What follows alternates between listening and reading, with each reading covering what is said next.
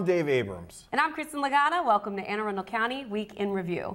In this week's episode, we'll meet a local pollster from the community college and get a preview on summer camp registration. But first, making headlines this week. Do you have what it takes to join our fire department? Well, here's your chance. Starting on March 22nd, the fire department will begin accepting new recruits. You can learn how to work on a team, save lives, and help your community as a firefighter and a paramedic. Take a look at this advertisement produced by Arundel TV. My sister's boyfriend was a firefighter with the DC Fire Department. I started my career in the police department, then transitioned after 8 years into the fire department. My youngest son, when he was 1 or 2 years old, he choked on a jawbreaker. My father, he did 36 years with the Anne Arundel County Fire Department.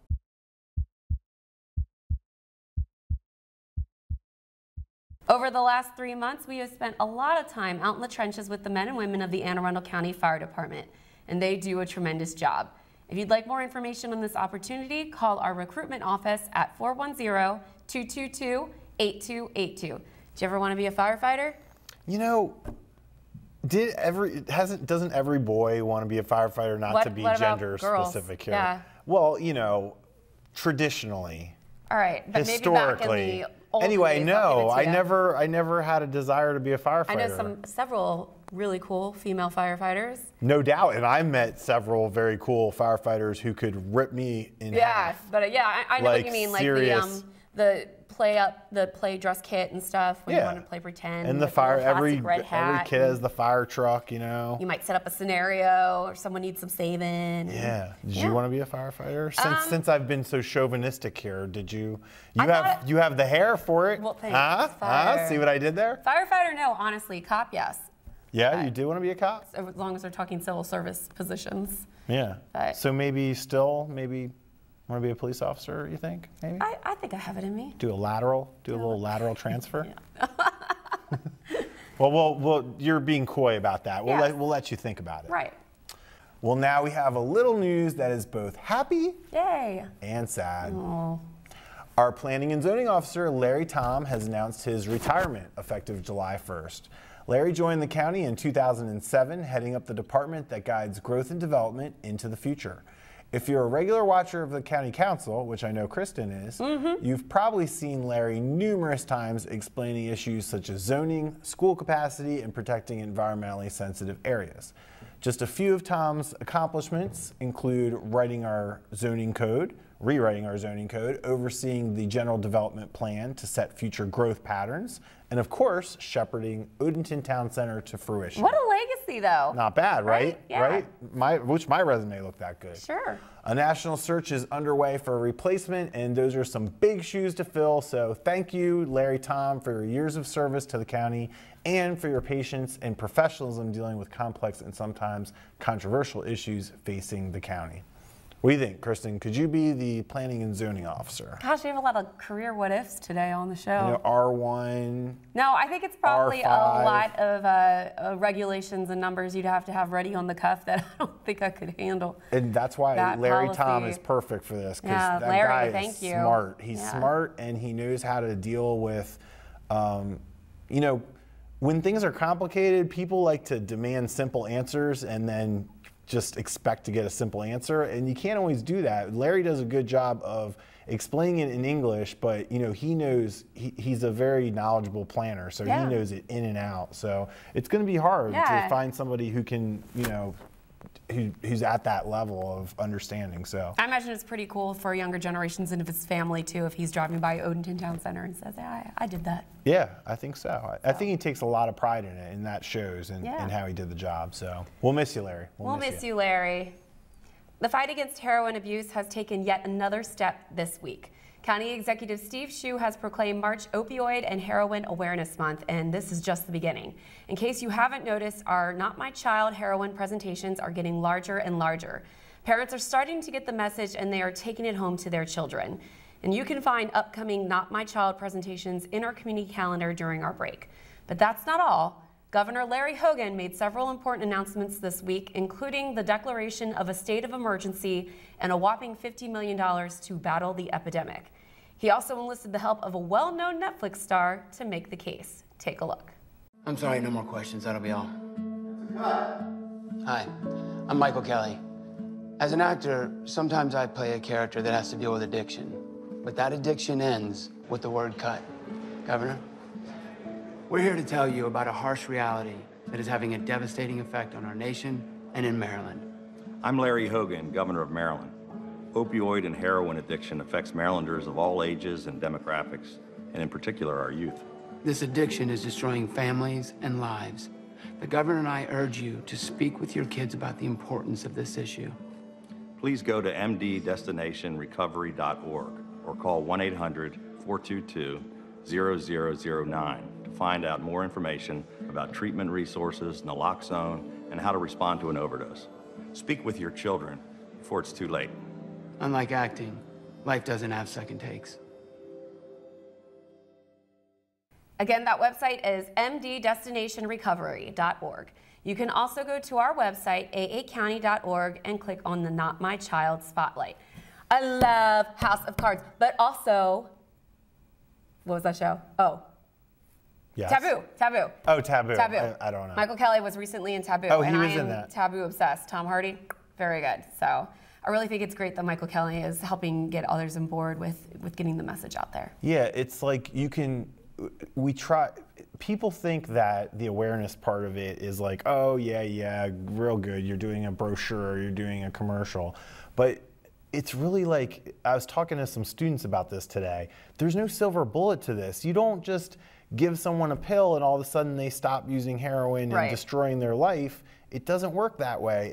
Really, the more we look into it, the more we learn about it, the only way to stop this is to go back before somebody starts using. Yep. And you know, we've talked about how programs like DARE and you know, This Is Your Brain on Drugs, all that stuff that we remember when we were kids, those things went away for a period of time, and then this happens. And you know, you can't say one leads to the other, but I really think that Not My Child is going to be looked at years from now as one of the components that turn things around. Mm-hmm. And right now, I mean, it's tough, Kristin. I mean, we had, I think, 5 overdoses in one day this week. So it's not getting better, it's getting worse. And so we really urge people to listen to the messaging and communicate it to your kids. And so that's a long way of saying having someone like Michael Kelly, you know, gets people's attention because they really like that show. Right. And Doug Stamper, that's right, that's Doug Stamper. And we can both agree that by far the best moment in House of Cards was it the second season when he pushes Zoe in front of the train? Oh yeah. I mean, that was like a whoa moment, right? That was when you got hooked on that show. Mm-hmm. Now we can talk about some of the later down the road, but that was something. That was good. I mean, wow. Mm-hmm. You don't want to go that way. You don't want to get thrown in front of a metro. Whew. Well, we're going to take a quick break, and when we return, we'll talk to Dan Nataf from Anne Arundel Community College. Take a look at our community calendar for events happening around town, and we will be right back.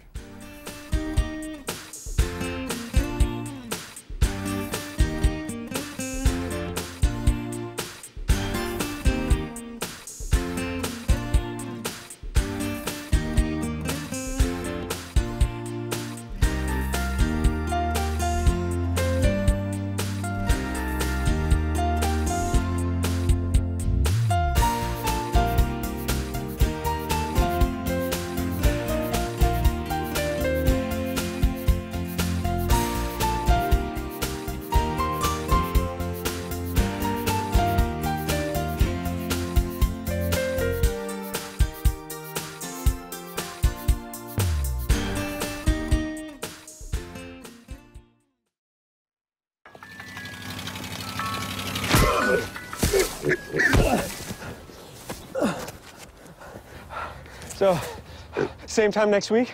Well, of course.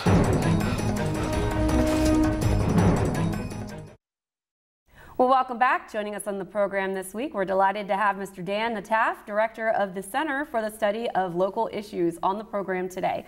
Mr. Nataf, thank you for joining us. Well, thank you for inviting me. Now, you come from the Anne Arundel Community College, the Arnold campus. That's right. Where the office is located. Exactly right. Talk to us all about the Center for the Study of Local Issues. Well, the center was created back in the late 70s And by the early 80s, we were known as the entity that does a survey of the public, of the Anne Arundel County public residents 18 or over.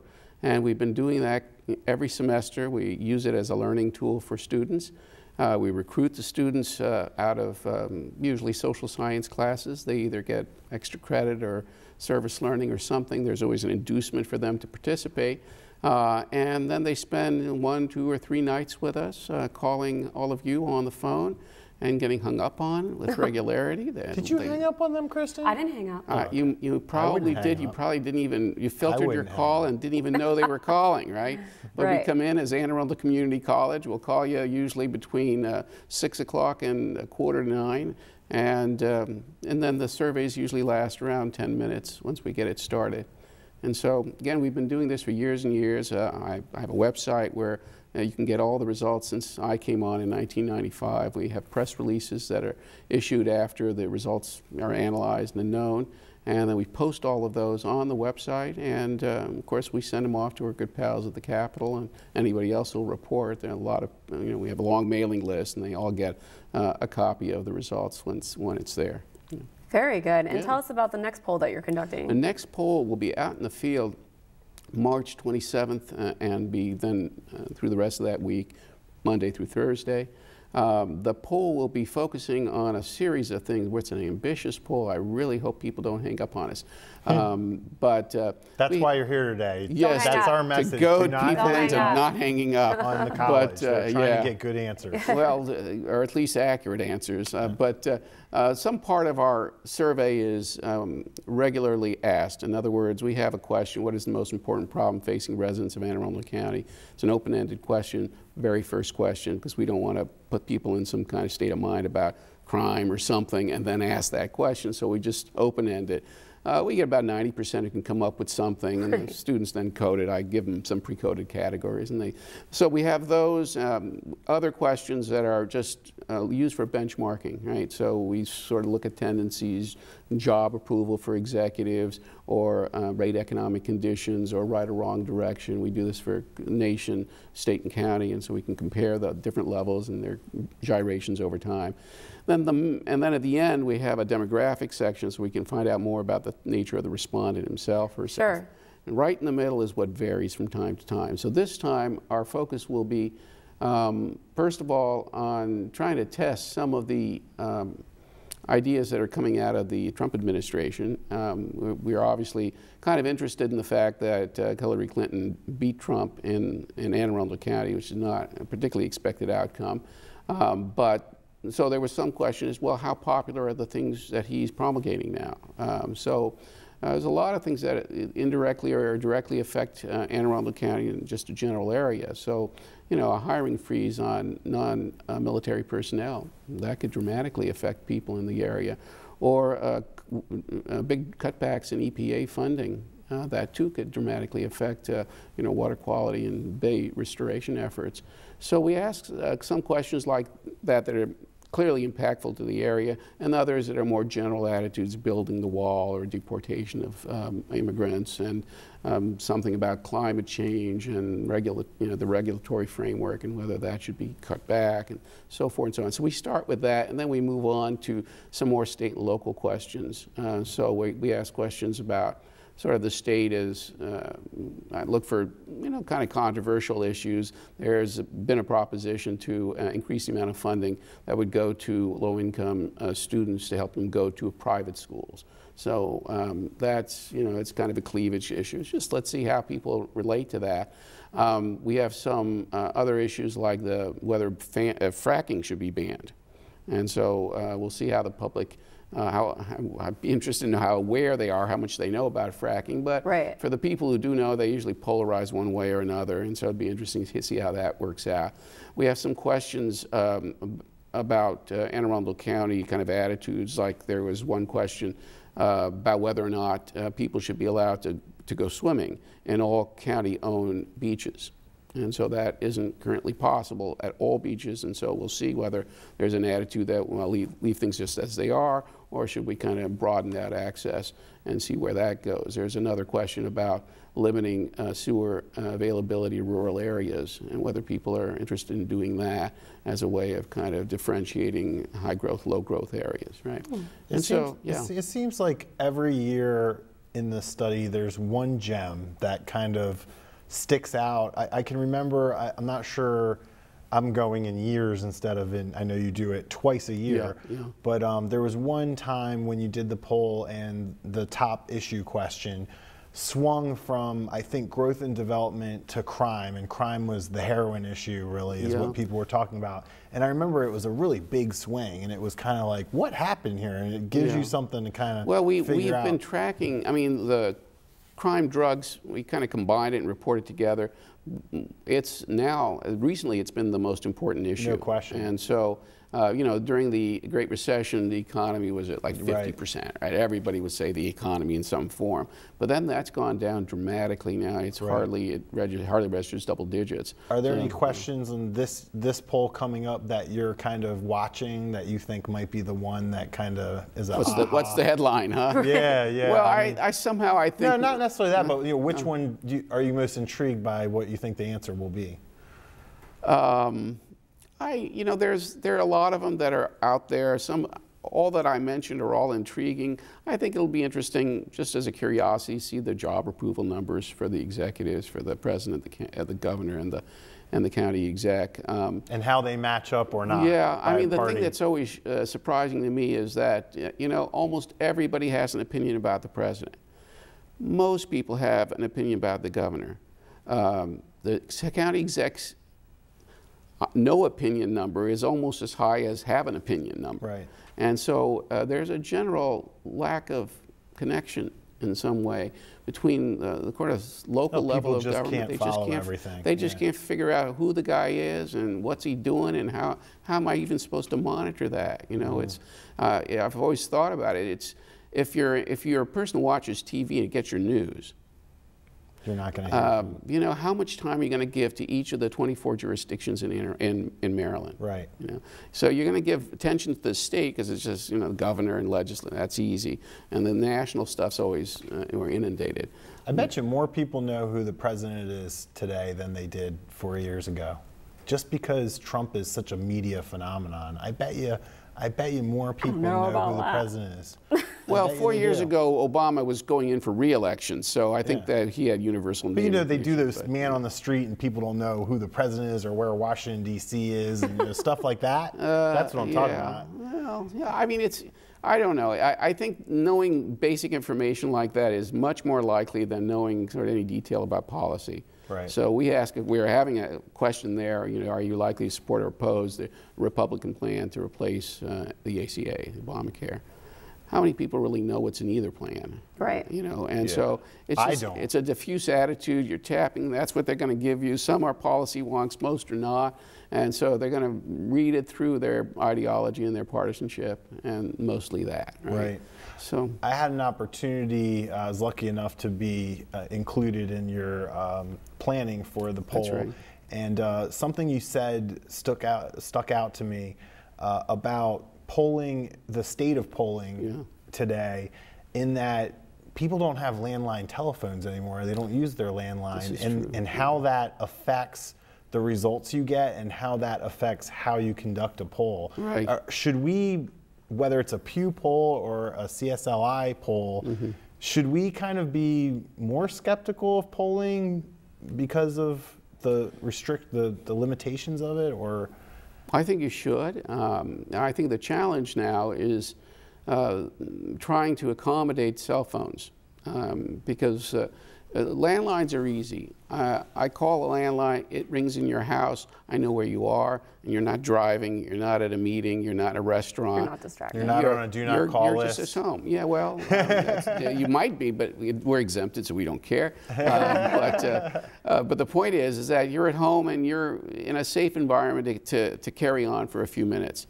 With cell phones, you know, you might be at home too, but you're going to go and monitor your call. The people who have your cell phone number are people you know and with whom you want to speak. When you see something come up and it says Anne Arundel Community College, What are you going to do? You're going to answer it? What's the thought in the pollster community on how you fix this? There is no fix. I mean, what has happened?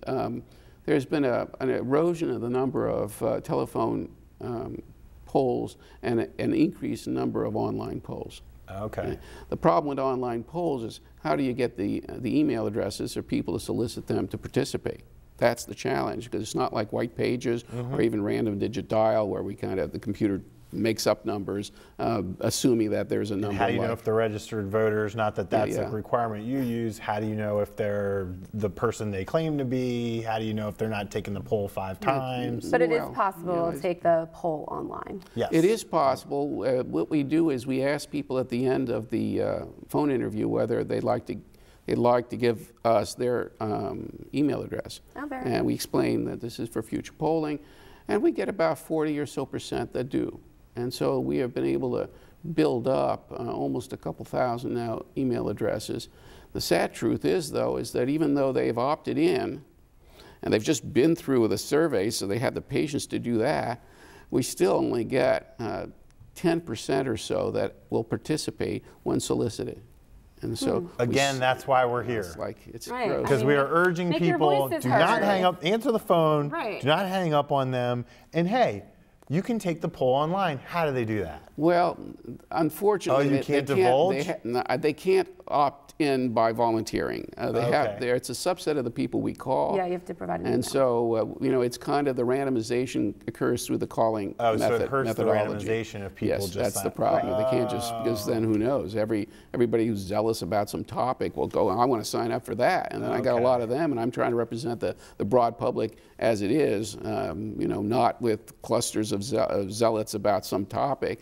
And so, well, that gives me an excuse. If I don't like something your poll found, I can just say, well, he got people online, so you protected against that. Online people are a little different than phone people because they tend to be richer, more educated, and whiter. And I think you're a little more calculated in your response too when you're online taking a poll rather than being caught in the moment. And you can Google stuff. Yes, right. I mean you can spend half an hour on the poll. There's no limit. And so you can be highly informed if you don't know what fracking is. Boom, you're going to look it up and say, there it is. You have this informed opinion rather than I'm at dinner. Come on, let's hurry up kind of opinion. So what's a frack? Well, thank you so much for joining us today, explaining how the polling works, explaining about your next poll. We really appreciate it, Mr. Nataf. And we're also going to encourage folks out there, if you see Anne Arundel Community College pop up on your caller ID, don't hang up. Simply say that you want to take the poll online. Provide an email. Even if they want you to sign up for a class. Right. We want you to make your voice heard. We value your opinion. So thank you for all you're doing regarding local issues in our county. And come back on whenever you'd like with some fresh news. After we have results, you can invite me back. And that'd be wonderful. We'll share the results of this poll. I like that. Very good. Sounds good. We'll be right back with more Week in Review right after this. Don't go anywhere. 1 in 6 seniors faces the threat of hunger, and millions more live in isolation. America, let's do lunch. Drop off a hot meal and say a quick hello. Volunteer for Meals on Wheels by donating your lunch break at americaletsdolunch.org. Welcome back. The tulips are popping up, and that means spring is coming. Sara Gannon stopped by Recreation and Parks to get a preview of camps and other activities coming up this summer. Sarah? Thanks, Kristin and Dave. I am here at Rec and Parks today with Franklin Cheney and Carolyn Ryan, and being that it feels like spring, we're thinking about summer. Carolyn and Franklin are going to talk about the camps that are coming up this summer. Carolyn, can you tell me what's going on with the summer camps this year? What's the showstoppers? All right, our most popular camp is what we call our summer fun centers. They're primarily run in elementary schools throughout the county. We have 14 of them. They'll start in June and go for 8 weeks till the middle of August. It's our most popular 8-week program, very cost effective, a little over $600, and gives the kids a chance to spend with other kids, take trips, do arts and crafts projects, a lot of activities in the gymnasium. So that's our most popular. We also have our Quiet Waters Day Camp, which is extremely popular. You sign up for that camp for each time 1 week sessions. So if parents have a lot of vacations and things like that, the 1 week camps work well. It's at Quiet Waters Park, beautiful park. They'll go to the Arundel Olympic Swim Center to swim pretty much every day. Fantastic, very popular. Also, we have, for teens, we have teen camps throughout the county. Kids entering 7th through 10th grade, and many, pretty much a trip almost every day with those. We'll go from King's Dominion to a variety of different places. Very, very popular. So we've got a lot going on. Of course, we have our famous Mayo Day Camp for kids with special needs. That goes throughout the summer, 8 weeks as well. You sign up per week. And so we have a wide range for everybody. And also we have tons of 1 week specialty camps, art camps, science camps, so many things to offer. Just we look forward to our citizens signing up and enjoying the programs. And when can you sign up, Carolyn, for the camps? When's that open up? Registration is already open, so you can go to our county website, www.aacounty.org, go under departments, find recreation and parks. Everything's on our main webpage. You can also come to our office here in Annapolis. You can go to our aquatic centers and register, or you can mail it in if you have a copy of our program guide. Franklin's got our program guide here, so if you have a copy of our program guide, which you can pick up at our local libraries, they're in the schools right now. So registration forms in the back page of that. So, how about is there any extenuation because of the children aren't going back to school until after Labor Day? Is that still available? Is that available to the citizens? Well, we have definitely expanded our summer. So typically most of our camps run for about 6 or 7 weeks, and we're expanding. So a lot of them are running for 8 weeks. We have programs that are running all the way until August 25th. So can't quite get right to the very last day just because we run most of our programs in schools, and they want to get in there and get ready for the kids. That's right. Yeah. Now, are you also currently looking for any counselors, camp counselors? We have actually done a lot of hiring, and I think we are pretty well set. So yes, actually for people who are looking for next year, just remember our hiring is done super early. So January, February, you really want to get on the ball if you're interested in working for us in the summer. Yeah, you got to be prepared. Yes. Got to be prepared. And now I just have a quick question. At the camps, do they have to bring their own lunch, or is lunch provided? It's actually different in each camp. A lot of them you do provide your own lunch, but many of them we work with the schools at their school lunch programs as well. So it does depend on the camp and the situations. When we do trips, a lot of times we do provide the food. It just depends. We let them know ahead of time before it happens, and as part of the sign up as well. Okay. Well, very good. I think I want to go to camp with Rec and Parks this summer. Well, thank you both for meeting me and talking about the camps and how to register. Back to you in the studio. Thanks, Sarah. Did you go to summer camp, Dave? I did. I did a little bit of summer camp. I went to a summer camp called Camp Olympic, and I never went again. But you know why? Because they called it Camp Olympic because a lot of the counselors were former Olympians or Olympic coaches, and I was not having that. I was a kid. I wanted to lay around or Get up, we're swimming laps. Swim, tread water, and they're like, yeah, give me 20 laps. No, that wasn't for me. Vacation. What about you? Did you do sleepaway camp? You ever do sleepaway? I never did sleepaway camp, and I never went to summer camp. My mom. Oh my gosh, I'm so sorry. No, it's okay. My mom. Mama Lagana. No, my mom was great, and she took us to what I like to call Wild World Camp. We went to Wild World to the water park every Wild World is not a camp. Yeah, but I still love Wild Sherry World is a water park. Thank you, Sherry, for that wave pool was dangerous back in the 80s too. But it was fun. Well, very good. Well, that wraps up this week's edition of Week in Review. You can watch this episode and archive episodes online anytime on Facebook or YouTube by simply searching for Arundel TV. Please tune in again next week for more highlights and news from around the county, and we'll see you next time.